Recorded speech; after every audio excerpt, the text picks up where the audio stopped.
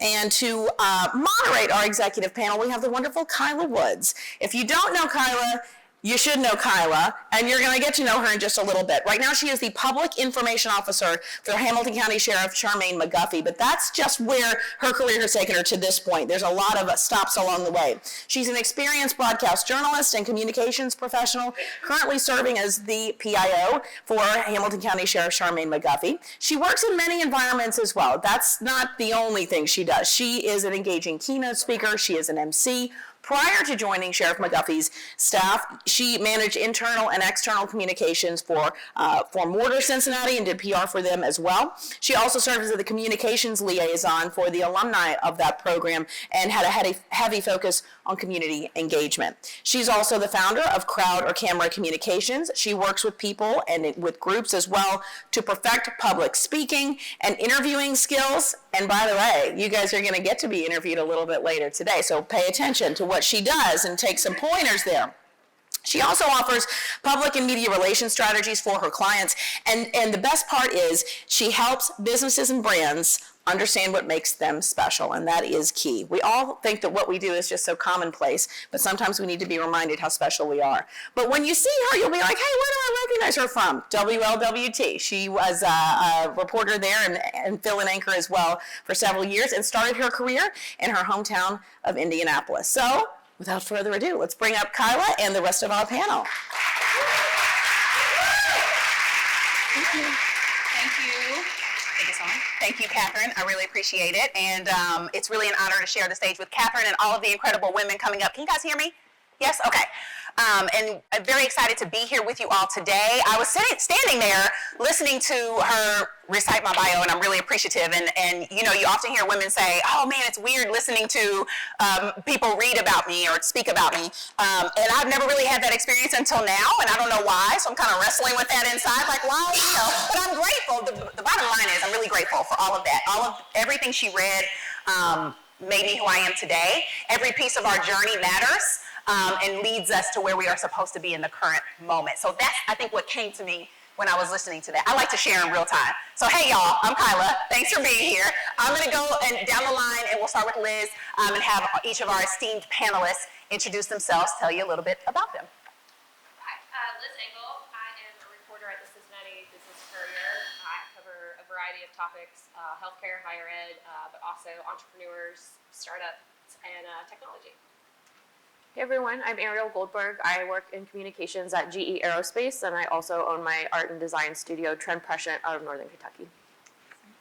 Rachel DeRocher, serial entrepreneur here in the region, Grateful Grams, Incubator Kitchen Collective, Power to Pursue, and I've had the honor of being an advisory team here with the Queen City Game Changers.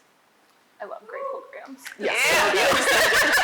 Hello, my name is Catherine Sturm. I am manager of content, creative, and social strategy at TriHealth. Thank you, ladies. It's so wonderful to have you all here with us. So, as Catherine mentioned, our panel this morning is going to focus on maximizing your digital presence. How do you increase your digital presence? And so this is a topic that was requested by many of you from the surveys that were sent out. Can we confirm that? A lot of people want to know more about that? Okay, good. Lots of head nods. So we'll start by having each of our panelists mention your favorite social media platform. So we'll go down the line again. Just tell us what your favorite is right now. Can I do two? You absolutely can. Yes. Well, professionally, I'm a big fan of LinkedIn. I think it's a good way to capture kind of what everyone's doing professionally, updates, businesses, new companies, that kind of thing. Personally, really, am I too old for TikTok? No, you're not too old. No. I think as Twitter is becoming less like time sensitive, I think TikTok's a great way to kind of know what's happening right now, what's trending, especially with a younger demographic. Yeah. Okay, thank you. Yeah, I might be an odd one out, so I actually don't love social media. But I recognize it as a tool I've got to use for both work and for my personal business. So I think of it from sort of an artist perspective as like each platform is kind of a hue on the palette, and depending on what kind of picture I'm trying to paint, maybe I use this piece here, this piece there, and another piece for a different project. So I try and use them strategically, knowing that they're helpful versus enjoying it. I love Instagram, and I still have really great on Facebook, on my personal too, which is work really if you follow me, but and I treat LinkedIn like my Instagram, so I'm excited for Peter to teach us how to properly use LinkedIn today. I am also an Instagram girly. Yeah. I love it. I think it's because it started as the art platform, as the beautiful scenery, the beautiful things, and now it's a little more of a business tool. But I love Instagram stories. I love Instagram. Great. So we got a couple Instagram faves, LinkedIn. All right, a good wide range. So what we want to talk about is best practices for digital networking and in person, because now that we're back in person, very excited about that. We were talking about that beforehand. How do we kind of maximize our digital presence and also kind of carry that over into in-person networking? So what are some tips that you would give on specifically growing your digital presence? We'll go down. We can go down the line or we can jump around. Yeah, I think it's be you. And I think from the entrepreneur side, I think we struggle with how we show up in that space because we're also using it for our businesses. And through my struggle of identity crisis, is best way to put it, was just this fact that like, share my story, share who I am. That's why I'm building all of this stuff that I'm building, right? And so that's been the most impactful, and I do think it carries over if you've met me, right? Like, I'm gonna hug you, and we're gonna have a fun time, and it's okay, and I think I show that, but I think I also had to fight the voice to say, stay small, don't take up space like that, and so just permission, I think, to step outside of the box and forget the rules. I've never followed a trend, right? I think permission to make it work for you versus against you. Yeah. I can agree with that. I think stepping out of the box is huge. I think being authentic to yourself. We have a group of ladies, some corporate, myself included, and then work for themselves entrepreneurs. I think that as long as you're staying in line with who you are and the beliefs of others, you are making good decisions. If you are staying with what everyone else is doing, it's going to be a sea of sameness. Yeah, I would add to that, to really what both of you said, the number one thing that comes to surface when I'm working with clients or individuals or leaders of companies, they're so busy comparing themselves to what someone else is doing. Yep. Or thinking, oh, but my Instagram needs to look like so-and-so's, or my Facebook needs to look like this, or when I'm speaking, I need to look like this. And you are the only you on the planet. And that is your gift. Mm-hmm. It is the special sauce that makes you be able to bring to the world what only you can bring to the world. And it tends to be a light bulb moment for people. But like Rachel said, I'm not following a script or a blueprint. Now, there are strategies that can help you increase your engagement, which is why we're here today, right?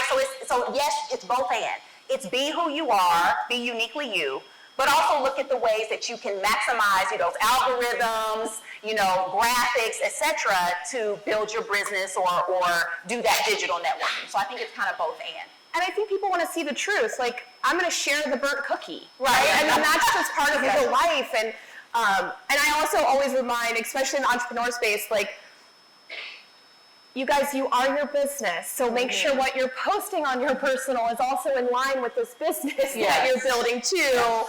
Don't tell everybody, right? Like, yeah. And I want to jump to Liz real quick to piggyback on that, because as you're looking for stories, you go to people's social media. Like, I mean, you do.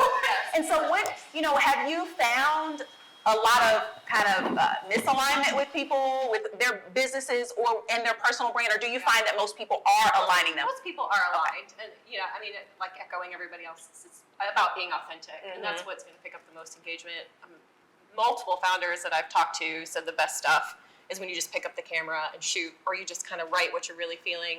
When you're working off a script, that's the stuff that really just does not do well. Yeah. And I think a lot for me too is avoiding the lingo. Like, just say real words. We don't need super corporate speak in an entrepreneurial environment. Like, what are you really doing, and what do you really want to accomplish? And just make that very real and very clear. Yes. Yeah. Oh, that's such good advice. Especially, for media.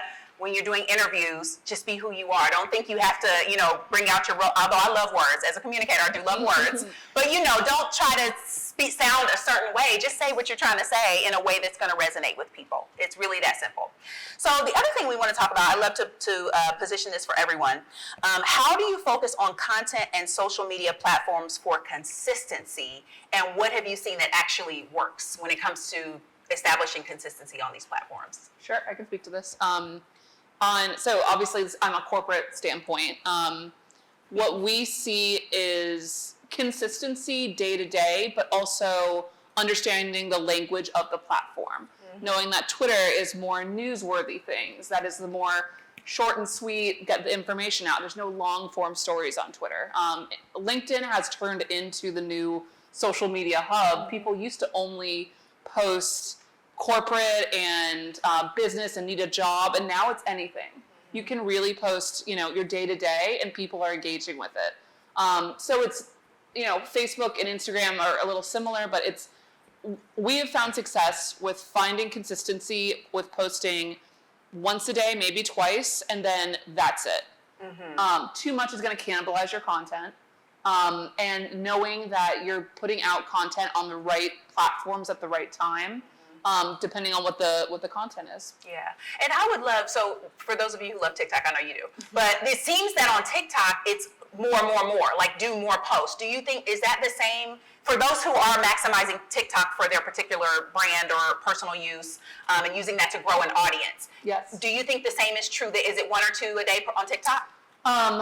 We've done a little bit of studying on this, and first of all, with bigger companies who have a very, very large marketing department, they have TikTok teams who have the capacity to put it out once a day. Yep. We do not. My content strategist dabbles in it at night. But what we saw from the information we got is once a week, twice a week for corporate. Okay. At least getting started. And then you have the big influencers who are doing twice a day. Yeah. So it really depends on your team and your capacity and what you're trying to get across. What would you add, Rachel? I know, that's it. Well, and I just think anything, you guys, just because they tell you, when I talk and do mentoring in this space, I always say, what is going to work for you? Yeah. Like, if it's you've got to post 7 days a week, does that work for you? Because if we're setting you up with a plan to fail, it's not going to work. And so I'm a Monday, Wednesday, Friday. Yeah. Like that feels like the right. And if I have capacity, I will add another one in there. But build the plan that works for you and not the trend. The trend is going to go away. You are real. You as a human, you as an employee, you as an owner. And so again, build it and make it work. And it will work because all of a sudden you have something that you understand. And it's organic. Yeah. It's organic. Yeah. Yeah. Ariel, do you have anything to add there, or I wanted to go to you on the next question? I would add just quickly that the consistency doesn't have to be consistently new content either. Yes. Like Yes. people aren't seeing everything that you're posting. So recycling content, reframing it, or even just copy pasting it works just as well too. Yeah. That's such a great tip. permission from the professional. Yes. Recycle that content. Totally. You worked hard on it. Use it again. If we have stuff that works well a year ago, Yes. do it again. Yes. I'm so glad this came up because that's another tip and strategy that I always give people. Repurpose your content. Yes, you posted it a year ago, or you took 10 pictures today. Share 3 of them now. Share 3 of them in a couple weeks. Because we're in now social media, it's like everything has to be right now. I have to post it live. No, you don't. You can save those pictures until, next Women's History Month. Like, you can really strategize on when you want to roll some of this really good content out. It doesn't always have to be that day or that week. Start saving some of that stuff. Save some, write blogs, write little posts and save them and batch roll them out. Everything doesn't have to be today, and that will relieve some of that stress and some of that, it'll help you ease your capacity as you do build your digital presence. So I'm glad that we talked about that because it's so important. Ariel, I wanted to come back to you on what do you think? So I appreciate your transparency in saying that you don't enjoy social media. And that's a real thing. People are running businesses and working jobs, and you may not enjoy it. There's parts of all of our jobs that we probably don't love, but we have to get them done because it's part of our work. So what do you think having a strong digital why do you think having a strong digital presence is important for career advancement, meeting your business goals, and even retaining your business? Yeah, it's as simple as the fact that social media is just an extension of me or you in real life. Like, it's just another way, like we were talking about, Liz, searching for people on social. It's another way people are going to look for you, look at your business, try and understand you a little better. So you have to have something out there if you want people to be able to learn about you. I, as a professional communicator, I do it for my day job. Social media for my business is super draining because I've done it already all day. But I know that it's a place where I can have a little more fun. I can experiment a little more. And as long as I feel like personally I'm finding that intersection of I'm having fun, I'm not feeling burnt out, and people are responding to it, that's where I try and anchor myself in the data. So if you're not a believer like me where you're like wanting to share all the time, I think data is a really good way to help motivate yourself to like really see the value, because without those social posts and without that presence, you might be missing out on a lot of connections or potential business or potential partnerships you can do with other women business owners, and there's just a lot of, it's just like another extension of real life. Back to my first point, yeah. Yeah, thank you. Liz, I would love to hear from your perspective as a journalist. So, as journalism and broadcast journalism and all the media platforms have evolved, we used to, so speaking from working in news previously, and Catherine, and so you used to just be assigned a story that day. So it's like, okay, I might do the morning show, then I have a story, I got to turn that story for the evening broadcast, and that's my work for the day. Well, now, not only do you have to do that, which it's enough work, now you got to post about it along the way, you need to do a tease for the story on social media, on all your platforms if you can. So it is really double duty. It's also why journalists should be getting paid a lot more now, but that's a topic for another day. But it really is, it's like two jobs in one. So how has that been for you in transitioning from really just having to focus on getting that story or those couple stories done in a day or a week, but then also now having the social component? Yeah, I think a big part of it is we have platforms that kind of generate those posts for us at some point and just relying on those. But it's more than that, like when you want to post something, and it's like moderating kind of throughout the week what you can handle and what you're most proud of, what you really want to put out in the world. Like, hey, this quick story on, a fundraise, maybe not my best work, but this feature story that I wrote about this new founder building something really unique that's building up the rest of the region. Yeah, I'm going to tweet about it. I'm going to post on LinkedIn about it. I'm going to tag anybody that's maybe even possibly related to it. Maybe that's annoying, but it drives engagement. It's not annoying. Yeah. We appreciate that you do, because you do really take the time, if you follow Liz, which you should, follow everybody, but you do really take the time to tag everybody, highlight the work that people are doing. And again, in the fast-paced nature of media right now, not everyone is doing that. Right. Maybe they're not able to, but I think we all can appreciate that you do, because you're very intentional about that. I mean, these are good stories that you want to share. They're, people are growing, building new things, and it's a very positive thing that does really well on social, and that's not the only measurement, but it is good to get those stories out there, ones that you're really proud of, and just like anything that you have going on, company-wide, business-wide, what you're building, if you're proud of it, put it out there. Yeah. Such great advice. Okay, so this is for everyone. Let's talk about how to create an engaging profile with consistent content. So we already kind of covered the consistency piece. How can we be intentional and strategic about ourselves on social media? And I would add, while also protecting yourself, because some people are a little more private than others, and you realize that you have to share on social because you want it to benefit your business or your brand, but you still want to protect yourself. So I'd love for someone to speak to how you strike that balance also. No, I think it's interesting, and I'm coming from the perspective of even just working inside of our cohort when we had the media day and we got everybody nervous that they were going to be interviewed by people, and hearing from a lot of you really that you don't use it, or you work for Kroger, you work at P&G, and you don't necessarily want to put all your stuff out on Instagram for the world to see. And so I think, again, it comes back to this opportunity to say, you're here, and you have an incredible gift by being here. And we're not saying tell us everything, but also you're worthy of sharing something too. And I think that's really important. Be proud of the accomplishment. And so encouraging you guys to share that, even if you're just, making a LinkedIn post and talking about a promotion or a project at work. That's it working for you, and it can be that simple without pressure of, this is what I ate for dinner last night, which if you follow me, what did I have last night? No. Pasta with zucchini and tomatoes, thank you very much. And so there's no rules, that's the rule. There's no rules, throw them all out the window and sit down and say, what brings joy to me? Is it posting on LinkedIn, this accomplishment, and I'm gonna challenge myself to do one post a week there? Great. Yep, so totally. I think one thing that I always use, so I worked for myself for 2 years. I have my own design strategy and content business, and now obviously I'm at TriHealth, so I've had the entrepreneurship and the corporate experience. And one thing I have learned with both, which speaks to what you're saying, is what you want to do on social media is be part of someone's day, not disrupting it. So when it gets salesy, when it's talking too much about hey, I'm a design person, I want to sell you my services. Sure, I mean, there is room for that. But what you want to do is tag others. Hey, I went to the Queen City Game Changers at all the ladies on this panel, had a great time. That is the kind of content that people are interested in versus them scrolling and stopping and being like, oh, another sales pitch from Catherine about her business.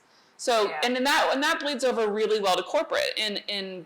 At TriHealth, we have health news coming out all the time, every day, all the time. And, there's only so many articles about the 5 ways to not get skin cancer in the summer that people care about. Right. And then we need to be tangible about the work we're doing and what our patients need on a day-to-day basis. So my biggest thing is this going to disrupt someone's day or be part of it?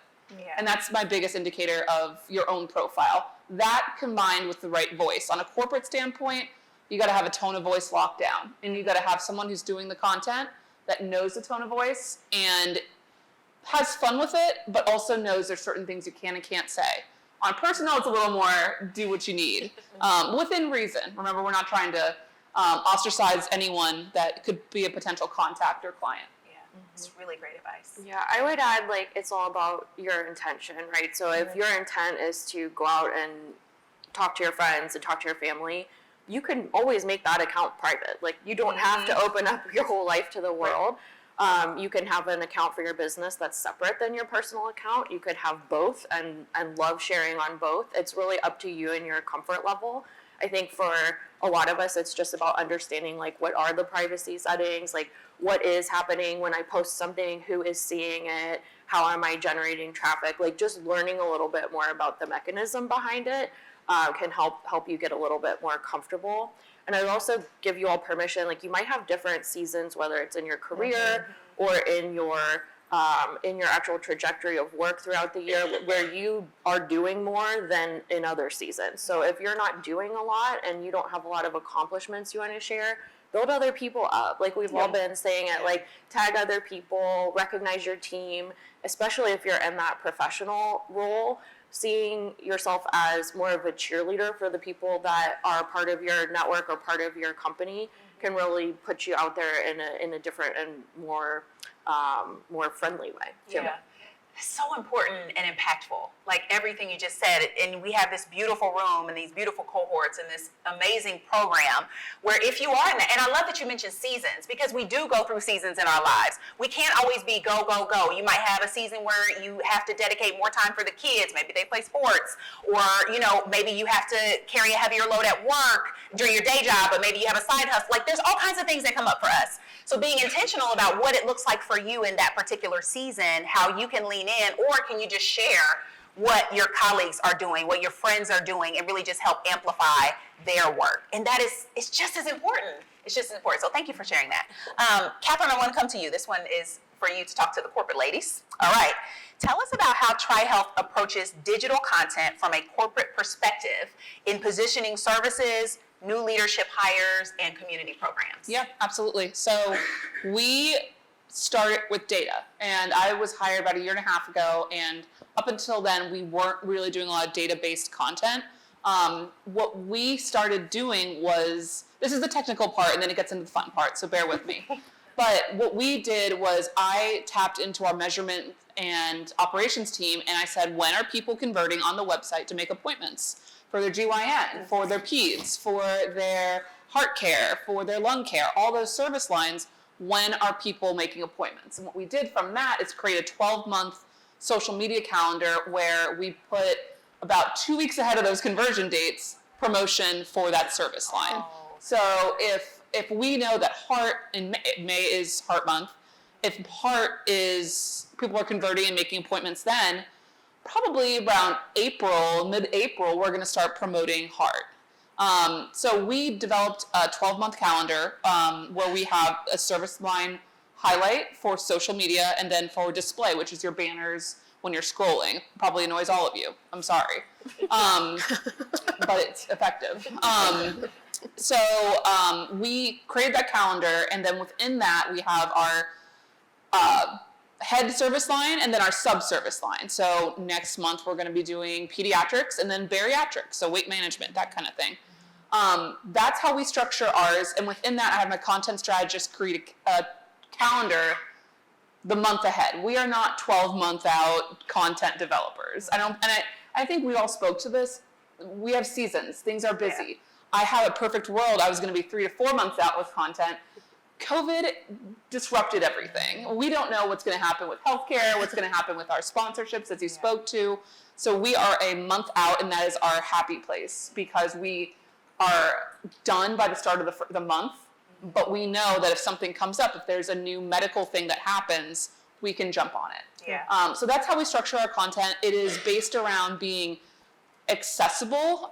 Before I was brought on, the content, as I said, was very 10 ways to not get skin cancer at the beach and things like that, which is all well and great. But what we found out is because TriHealth serves so many service lines, no one's going to the TriHealth Facebook or website, for that matter, to research their mole on their hand or something like that. They're going to the Mayo Clinics. They're going to the big specialty forums for that. Or they're Googling, or they're asking their friend who's a nurse, and they're texting and annoying them, which we've all done.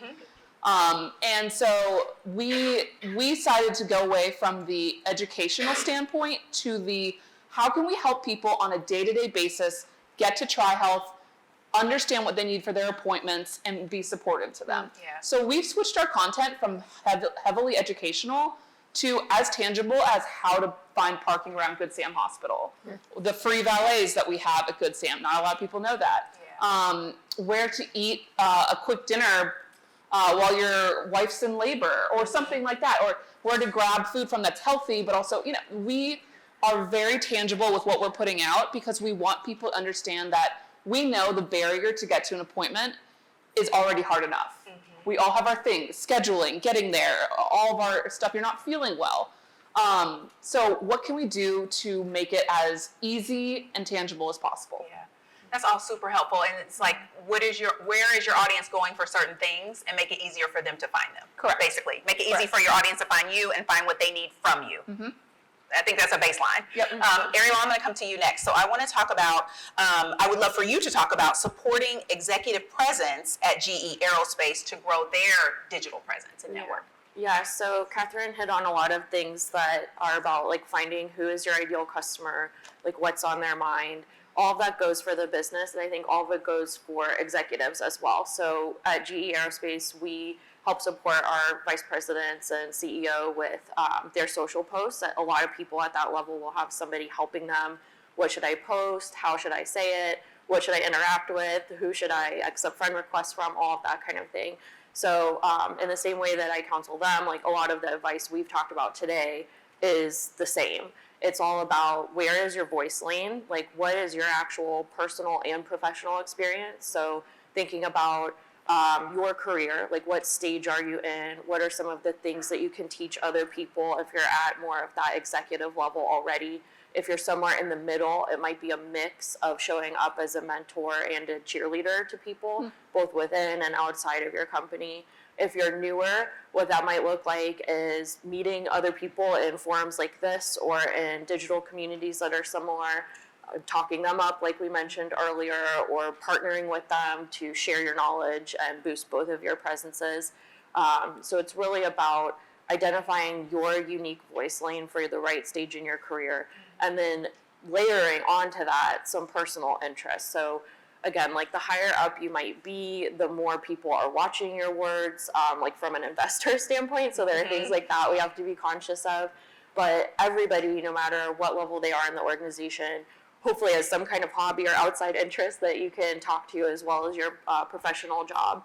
And that can add that sort of layer of humanity that is missing from a lot of the old way of doing things. Like Catherine mentioned, the like skin cancer posts and the listicles and things like that. like, you have permission to be a whole person today. Yes. And we take that advice to the executives we support too. So don't just show up as sort of a mouthpiece for the company, but also make sure you're talking about your actual team at work or your actual life outside of the day-to-day. Yeah. And helping each executive understand they have a different lens, they each have a different value that they bring to their audience or to the collective audience. Yeah. So I love that you're really focused on like what can we present, help you present? What audience can we help you speak to? Because everyone's is going to be different. Everyone's value is going to be different. Okay? All right. So, Rachel, we're going to jump to your special Friday post that you mentioned earlier. So you're famously known for your Friday posts, summarizing your week with grateful shout-outs, because gratitude is your centering force. I know that. I think most people know that. So tell us how this particular thread started, and what kind of engagement do you see from people when you do those posts on Fridays? I think it goes back to like, I treat my Instagram intentionally, but I also really just treat it as my diary. And so, one bonus, you guys get to read my diary every Friday is basically what that means, because my purpose on this planet is, if you ask me like what I love to do, it is to teach gratitude. It is the most important tool in my toolbox, and it's the most important way that I can use my voice. And I love it so much because it's a tool that recognizes us as humans. And when I talk about gratitude, we are whole, right? I'll say that a lot. But that also means we're light and dark. It means that we're fear and joy. It means that we're grateful or excited and we're worried. And it's constant, you guys. We're constantly battling those dualities. The reason I'm still an entrepreneur 13 years later is because of that practice. I've had a gratitude practice since I was a kid. I used to get in trouble in high school for passing around happy journals. Like, totally, like, I had many detentions. Liz and I went to high school together. There's this little fun plug. So it is at a core who I am, but I think it's because it's purpose. So I encourage you all to stop every single day and ask what you're grateful for, because it's that breath. That's the power of gratitude, is it puts you back in your body. You can't run through that. If someone says, what are you grateful for? You literally have to like take a breath in, and all we do is run. And so all of a sudden there's just this really beautiful tool, 30 seconds. What am I grateful for? Because it's that reflective of, oh my God, that guy cut me off at the stop sign. I hit traffic. It took me forever to get it. It's snowing in mid-March. And gratitude just kind of comes, and I say it just comes and sits right there. And it says, and we're together today. Yeah. And there's hot tea, and there's hot coffee, and an incredible room of women, right? Like, so it helps bring balance to that. So every Friday, and I honestly have no clue when it started. It was probably one of those, oh my gosh, this is a great way for me to fill content, right? Like, let's just be real honest. But it's also super important for who I am. So yeah, I love my Friday post. Yeah, we love your Friday post. And the gratitude is always a reset for us, so that's always really good. So really quick. Something really quick, yes. What I would say in terms of gratitude also on a corporate standpoint, I think the most important thing to have at your desk is a pack of thank you notes. Like when you can do a quick note and say, thank you for this. Yeah. I think a little handwritten note is one of the most important things, and putting that on your to-do list is so important. And it goes a long way. Yep. So real quick lightning round, we'll go down the road, but tell me if you know of any new social media platforms everyone should be aware of. Oh gosh, I don't know. Anything come to mind? No. Anything come to mind, Erin? I would add Reddit and Discord, so I'm really into video games. Okay. And those are two you might not know of, where you can sort of build like a internal kind of community. Okay. Rachel? I would say I hope not. we don't need any more. I don't. So I'm not joining TikTok either. Like, people are like, I'm like, just send me a recipe. If you find a good recipe, I'll be your girl. Send it to me, but I have no desire. Thank you all so much. A perfect way to end.